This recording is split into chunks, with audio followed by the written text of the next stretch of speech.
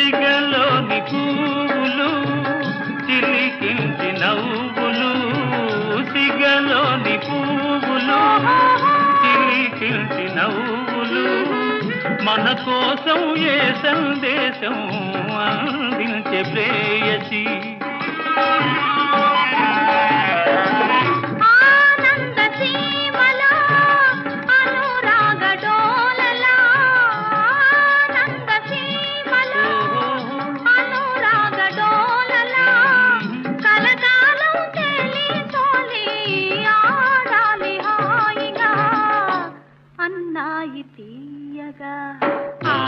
మబ్బు చెరలే తొలగి ఆడింది చందమామ, ప్రేమికుల హృదయం తెలిసి పాడింది చందమామ, పాడింది చందమామ.